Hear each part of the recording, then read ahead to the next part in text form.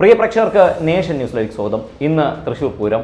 ആവർത്തനങ്ങളിൽ മടുക്കാത്ത പ്രസിദ്ധമായ ആഘോഷമേതെന്ന ചോദ്യത്തിന് ഒറ്റ ഉത്തരമേ ഉള്ളൂ: തൃശൂർ പൂരം. തേക്കിൻകാട് മൈതാനത്ത് വടക്കുന്നാഥന്റെ സന്നിധിയിൽ അരങ്ങേറുന്ന ഈ താളവാദ്യ വർണ്ണലയങ്ങളുടെ പൂരത്തിന് ഓരോ വർഷവും ആരാധകർ ഏറുന്നതേയുള്ളൂ. പൂരങ്ങളുടെ പൂരം എന്നാണ് തൃശൂർ പൂരത്തിന്റെ വിശേഷണം. രണ്ടു നിരകളിലായി അഭിമുഖം നിൽക്കുന്ന നെറ്റിപ്പട്ടം കിട്ടിയ ആനകൾ, ആലവട്ടം, വെഞ്ചാമരം, നടുവിൽ പുരുഷാരം, ചെണ്ടമേളം, കുടമാറ്റത്തിന്റെ വർണ്ണവിസ്മയങ്ങൾ സന്ധിയിലേക്ക് ഉദിച്ചസ്തമിക്കുമ്പോൾ ലക്ഷങ്ങൾ ആഹ്ലാദത്തിൽ ആറാടും. നാടിന്റെ ഉത്സവ കൂട്ടായ്മ കാണാൻ ലോകം മുഴുവനും തേക്കിൻകാട് മൈതാനത്ത് ഇന്നെത്തും. കൊച്ചി മഹാരാജാവായിരുന്ന ശക്തൻ തമ്പുരാൻ 10 ക്ഷേത്രങ്ങളെ പങ്കെടുപ്പിച്ച് ഏകദേശം 1.5 നൂറ്റാണ്ട് മുമ്പാണ് ഈ പൂരത്തിന് തുടക്കം കുറിച്ചത്. പാറമേക്കാവ്, തിരുവമ്പാടി ക്ഷേത്രങ്ങളാണ് പൂരത്തിലെ പ്രമുഖ പങ്കാളികൾ.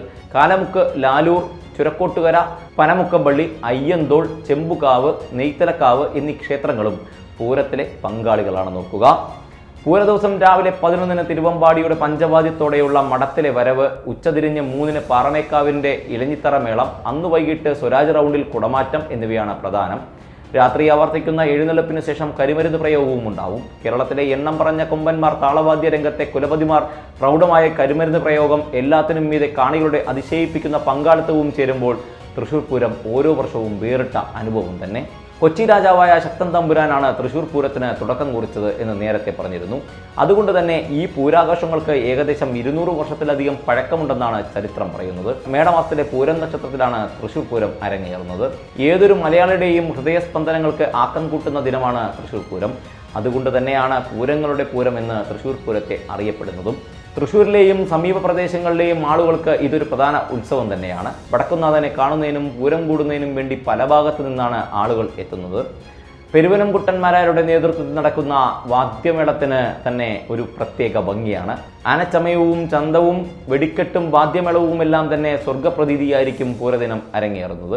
ഗജവീരന്മാരെ അണിനിരത്തി പാറമേക്കാവ്, തിരുവമ്പാടി ക്ഷേത്രങ്ങൾ പരസ്പരം മത്സരിക്കുന്ന ഒരു കാഴ്ച തന്നെ നമുക്ക് പൂരദിനത്തിൽ കാണാൻ സാധിക്കും.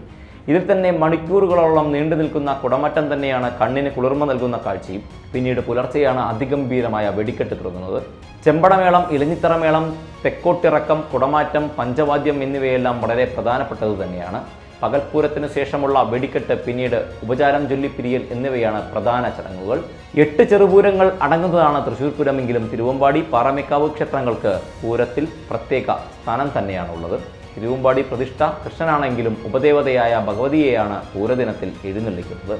പൂരത്തോടനുബന്ധിച്ച് നടക്കുന്ന വെടിക്കെട്ടും കുടമാറ്റവും ഈ 2 ദേശക്കാർക്ക് മാത്രം അവകാശപ്പെടുന്നതാണ്. ഇത്രയുമാണ് പൂരത്തിൻ്റെ പ്രധാന ചടങ്ങുകൾ. ശക്തൻ തമ്പുരാന്റെ കാലത്ത് കേരളത്തിൽ ആറാട്ടുപുഴ പൂരമായിരുന്നു ഏറെ പ്രശസ്തം. അന്ന് ആറാട്ടുപുഴ പൂരത്തിന് പല ദേശങ്ങളിലെ ക്ഷേത്രങ്ങളിൽ നിന്നും ഘോഷയാത്രകളായി എത്തുമായിരുന്നു. ലോകത്തിലെ എല്ലാ ദേവീദേവന്മാരും ആറാട്ടുപുഴ പൂരത്തിൽ പങ്കെടുക്കാൻ എത്തുമെന്നാണ് വിശ്വാസം. ഒരു തവണയിലെ പൂരത്തിന് ശക്തമായ കാറ്റും പേമാരിയും നിമിത്തം പാറമേക്കാവ്, തിരുവമ്പാടി, ചെമ്പുകാവ്, കാരമുക്ക്, ലാലൂർ, അയ്യന്തോൾ, ചുരക്കാട്ടുകാവ്, നെയ്തലക്കാവ്, കണിമംഗലം എന്നിവിടങ്ങളിലെ സംഘങ്ങൾക്ക് ആറാട്ടുപുഴയിലെത്താൻ സാധിച്ചില്ല.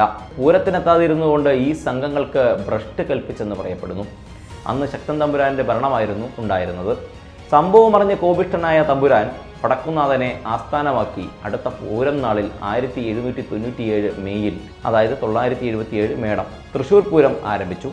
പൂരത്തിലെ പ്രധാന പങ്കാളികൾ നഗരത്തിലെ പ്രധാന ക്ഷേത്രങ്ങളായ പാറമേക്കാവും തിരുവമ്പാടിയുമാണ്. തൃശ്ശൂർ നഗരമധ്യത്തിലുള്ള വടക്കുന്നാഥൻ ക്ഷേത്രത്തിലും ക്ഷേത്രത്തിന് ചുറ്റുമുള്ള തേക്കിൻകാട് മൈതാനത്തിലുമാണ് പൂരത്തിന്റെ ചടങ്ങുകൾ നടക്കുന്നത്. തിരുവമ്പാടി, പാറമേക്കാവ് ക്ഷേത്രങ്ങളിലെ ദേവിമാരാണ് തൃശ്ശൂർ പൂരത്തിൽ പങ്കെടുക്കുന്നതായി സങ്കല്പിക്കപ്പെടുന്നത്. പൂരത്തിന്റെ മുഖ്യ പങ്കാളിത്തവും ഈ 2 വിഭാഗക്കാർക്കാണ്. നോക്കുക, തിരുവമ്പാടി ക്ഷേത്രത്തിലെ പ്രധാന പ്രതിഷ്ഠ കൃഷ്ണനാണെങ്കിലും പൂരത്തിൽ അവിടുത്തെ ഒരു ഉപദേവതയായ ഭഗവതിയാണ് പൂരത്തിൽ പങ്കെടുക്കുന്നത്. പൂരത്തിന് ഒരാഴ്ച മുമ്പ് പങ്കാളിയായ ക്ഷേത്രങ്ങളിൽ കൊടിയേറുന്നു. തന്ത്രി, മേൽശാന്തി എന്നിവരുടെ നേതൃത്വത്തിൽ കൊടികയറ്റത്തിന് മുമ്പ് ശുദ്ധികലശം നടത്തുന്നു. ക്ഷേത്രമടിയന്തരക്കാരായ ആശാരിമാർ തയ്യാറാക്കുന്ന കവുങ്ങാണ് കൊടിമരം. ചെത്തുമിനുക്കി കൊടി കൈവച്ച് പിടിച്ച കവുങ്ങിൽ ആലിലയും മാവിലയും ചേർത്ത് കെട്ടുന്നു. ക്ഷേത്ര ഭാരവാഹികളുടെ സാന്നിധ്യത്തിൽ തട്ടകക്കാർ ആർപ്പുവിളികളോടെ കൊടിമരം ഏറ്റുവാങ്ങി പ്രതിഷ്ഠയ്ക്ക് തയ്യാറാക്കിയിരിക്കുന്ന കുഴിയിൽ പ്രതിഷ്ഠിക്കുന്നു. തൃശ്ശൂർ പൂരത്തിലെ മുഖ്യ പങ്കാളിയായ തിരുവമ്പാടി, പാറമേക്കാവ് ദേവസ്വങ്ങൾക്ക് മാത്രമായി ചില അവകാശങ്ങളുണ്ട്. പന്തലുകളും വെടിക്കെട്ടുകളും അവയിൽ പ്രധാനപ്പെട്ടതാണ്. പ്രദക്ഷിണ വഴിയിൽ പന്തലുയർത്താൻ ഇവർക്ക് മാത്രമേ അവകാശമുള്ളൂ. വെടിക്കെട്ട് നടത്തുവാനുള്ള അവകാശവും ഇവർക്ക് തന്നെയാണ്. പഴയ കാലങ്ങളിൽ ഈ 2 കൂട്ടർ തമ്മിൽ പല രീതിയിലുള്ള തർക്കങ്ങൾ ഉണ്ടായിട്ടുണ്ട്. ആനകളുടെ എണ്ണത്തിന്റെ കാര്യത്തിലും പന്തലുകളുടെ മത്സരങ്ങളിലും ഒരുപോലെ ഉണ്ടായിട്ടുണ്ട് ഈ തർക്കങ്ങൾ. ഇന്ന് എല്ലാം ക്രമീകരിച്ചിരിക്കുന്നു. ഇരു കൂട്ടരും വാശിയോടെ ഈ തൃശ്ശൂർ പൂരത്തിന് ഐക്യത്തോടെ പെരുമാറുന്നു എന്നുള്ളതാണ് തൃശ്ശൂർ പൂരത്തിൻ്റെ ഒരു മാറ്റം. ഇന്ന് തൃശ്ശൂർ പൂരം, ഏവരും തൃശ്ശൂർ പൂരം കാണാൻ തൃശ്ശൂരിലേക്ക് എത്തുമെന്ന വിശ്വാസത്തോടെ ഈ റിയൽ സ്റ്റോറി അവസാനിക്കുന്നു. തൃശ്ശൂർ പൂരം നിങ്ങളെല്ലാവരും കണ്ടാസ്വദിക്കുക. മറ്റൊരു റിയൽ സ്റ്റോറിയിലൂടെ വീണ്ടും കാണാം. നന്ദി, നമസ്കാരം. നാഷൻ ന്യൂസ് ലൈവ്, സത്യം, ചരിത്രം, വർത്തമാനം.